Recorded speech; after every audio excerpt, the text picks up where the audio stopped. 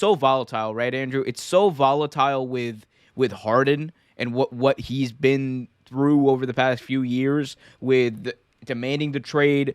Actually, not getting along with Chris Paul, and then Chris Paul getting traded away, and then not getting along with Russell Westbrook, and then him getting traded over to Brooklyn, and then, not getting along with the coaching staff or whatever it was.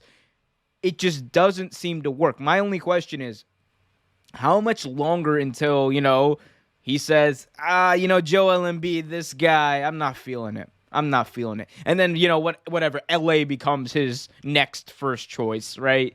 Because he said that in the press conference. I mean, I don't know. I'm very skeptical about the James Harden thing at this point. It immediately makes them a better offense, but I don't know what that really does for them as far as team chemistry or what have you.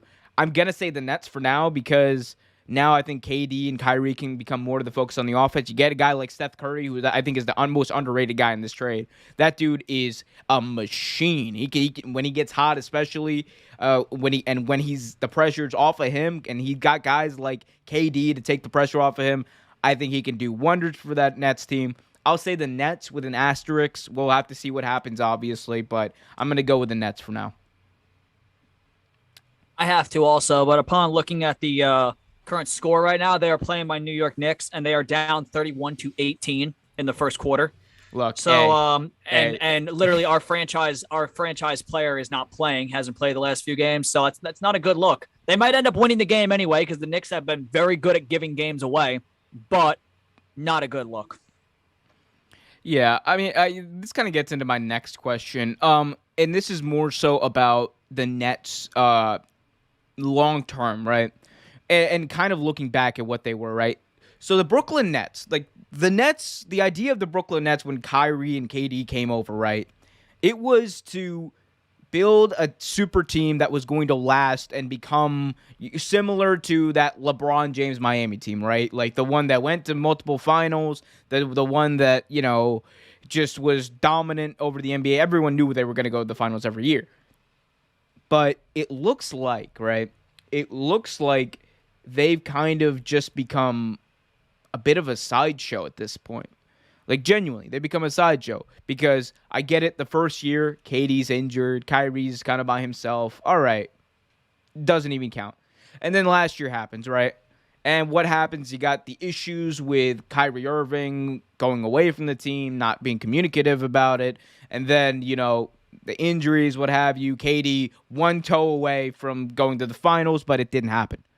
This year, the circus behind Kyrie, the circus behind James Harden, and KD just looking like I don't know. Did you see that NBA on TNT, that draft they did for the All-Star game, where KD, you could see, like, I've never seen someone so done, just so absolutely done with everything around him than KD was in that moment, because he didn't even want to joke about it. He didn't pick James Harden. He just said, I want to move forward with the guys you got now. But he didn't say it in an inspiring way. He was just like, man, I don't care at this point. That's what it seemed like to me.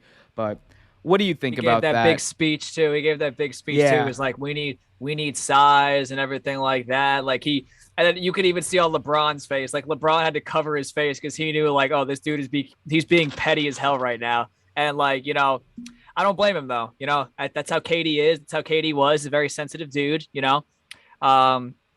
Hey, it is what it is. But yeah, dude, I mean, but you know what? I get where he's coming from, though, because given James Harden's track record, I mean, I forgot, it might have been Barkley.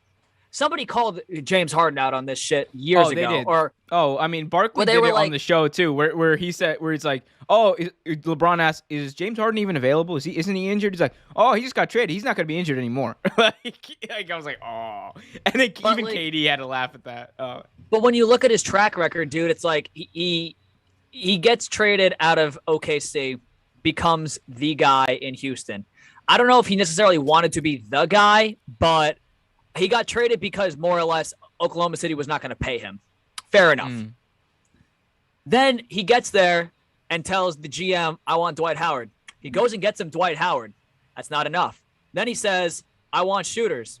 Gets rid of Dwight Howard. I want shooters. Goes and gets him all these shooters. He goes, I want Clint Capella.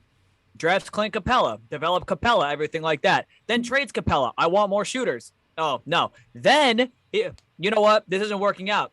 I want Chris Paul. I think first he goes, give me Russell Westbrook. I think the first thing he did was he was like, no, they traded Paul for Westbrook, right? So the first thing he did was, I want Chris Paul. And then they got him Chris Paul. And then that didn't work. So he was like, no, go get me Russell Westbrook. And they got him Russell Westbrook. And that didn't work. So, and then after a while, he just said, you know what? Like, after he pretty much ran that Houston Rockets organization into the ground with all his demands, he goes, you know what? Screw it. Trade me. Send me somewhere where I'm going to win. And then what did he do? He kicked and screamed and pouted, and he banged his head on the floor until blood came out of his ears. And he was like, I'm not going to play, and forced his way out of Brooklyn and to Philly. It's going to be the same shit. It's going to be And the then same Philly, shit. oh, he gets to Philly. There's this like clip of him being like, Philly was my first choice. And I'm just like, all right. Yeah, really? Really? Yeah, Really? yeah, Philly was your really. first choice? Really?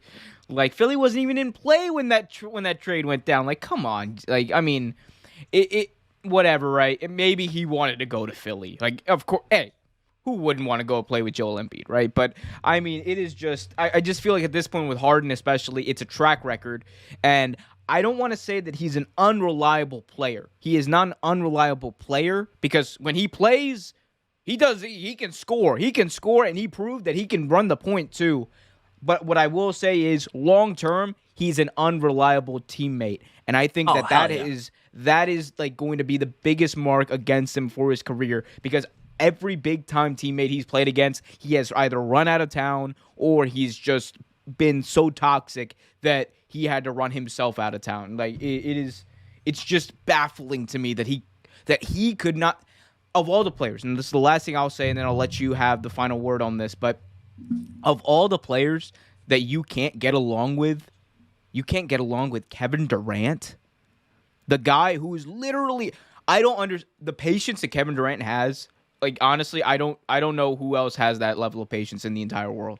This man like deserves a Nobel Peace Prize for keeping his own like sanity and peace, dealing with all this crap that he deals with professionally on and off the basketball court. I mean, it is just I honestly can't believe that James Harden couldn't make it work with KD twice.